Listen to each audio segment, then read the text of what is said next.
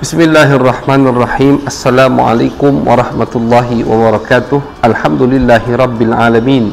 Wabihi nasta'in ala umuri dunya waddin. Wassallallahu ala sayyidina Muhammadin khatamin nabiyyin wa ala alihi wa sahbihi ajma'in. Amma ba'du, ma'asyiral hadirin wal hadirat, mustami'in mustami'at dimanapun anda berada yang menyaksikan YouTube akun Jalsah Al-Malikiyah. Mudah-mudahan antum selalu diberikan keberkahan oleh Allah Subhanahu wa taala, diberikan kesehatan oleh Allah Subhanahu wa taala, taufik inayah dari Allah Subhanahu wa taala, sehingga kita semua bisa melaksanakan ibadah bulan suci Ramadan dengan semaksimal mungkin. Amin ya rabbal alamin. Ma'asyiral hadirin wal hadirat, mustami'in mustami'at yang dirahmati oleh Allah Subhanahu wa taala. Peperangan Badar adalah peperangan yang sudah kita sampaikan kemarin, pertama kali yang dilalui oleh Nabi besar Muhammad SAW.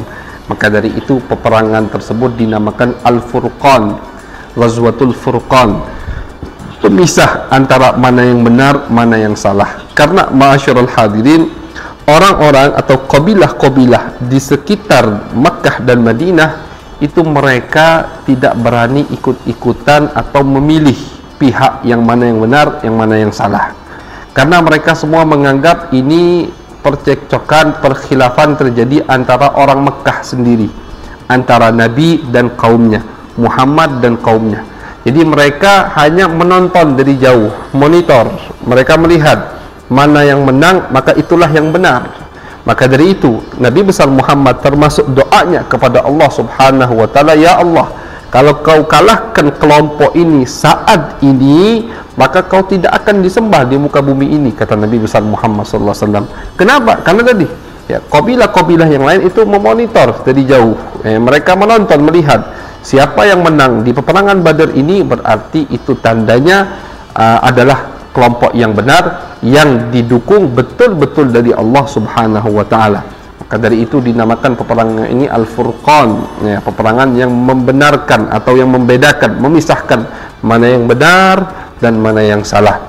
Maka dari itu yang hadir di peperangan tersebut itu orang-orang yang paling mulia. Bahkan ulama hadis ketika membagi fadilah atau mana sahabat yang paling mulia, termasuk keunggulan sahabat adalah sahabat yang hadir di peperangan Badar, termasuk keunggulannya. Misalkan ada satu sahabat yang tidak hadir di peperangan Badar dan ada yang hadir di peperangan Badar, maka sahabat tadi lebih mulia daripada yang tidak hadir. Kemuliaan dari Allah Subhanahu wa taala tidak bisa diungkiri, tidak bisa dibatalkan lagi, karena itu memang khususiyah, kelebihan dari Allah Subhanahu wa taala. Dan malaikat pun, ya, malaikat Jibril pernah datang kepada Nabi, ya Rasulullah, antum kira hanya dari sahabat saja yang dimuliakan karena hadir di peperangan Badar? Tidak ya Rasulullah, kami pun para malaikat yang hadir di peperangan Badar juga mempunyai nilai khusus di sisi Allah Subhanahu wa taala. Karena seperti yang kemarin kita sampaikan, bahwasannya ketika peperangan Badar Allah menurunkan malaikat bukan hanya untuk menyupport rohani dengan doa mereka, bukan, tapi mereka juga menyupport dengan tenaga, dengan tubuh mereka, dengan pedang mereka, ikut berperang bersama Nabi besar Muhammad SAW. Maka dari itu mereka diberikan nilai khusus oleh Allah Subhanahu wa taala. Nabi Muhammad mengatakan, Allah Subhanahu wa taala mengatakan kepada yang hadir di peperangan Badar, i'malu masyitum faqad ghafartu lakum. Kata Allah Subhanahu wa taala, silahkan kalian mau lakukan apa saja, aku sudah maafkan semua dosa-dosa kalian. Itu untuk sahabat-sahabat yang hadir di peperangan Badar. Bukan artinya Allah mengizinkan atau menghalalkan yang haram, tidak. Ini jaminan dari Allah bahwasanya kalian tidak akan melakukan hal-hal yang haram, kalian tidak akan melakukan kesalahan-kesalahan yang fatal. Adapun kesalahan-kesalahan sedikit sudah aku maafkan, kata Allah. Jadi jaminan dari Allah Subhanahu wa taala untuk sahabat yang hadir di peperangan Badar, Allah sudah jamin mereka tidak akan melakukan perbuatan-perbuatan yang diharamkan oleh Allah Subhanahu wa taala. Apa hanya itu saja kelebihan para sahabat yang hadir di peperangan Badar? Tidak.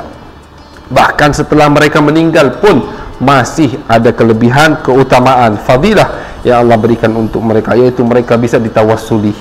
Ya, kita sering baca qasidah atau salawat Badar, bertawassul kepada sahabat yang hadir di peperangan Badar. yang jumlahnya 313 sahabat.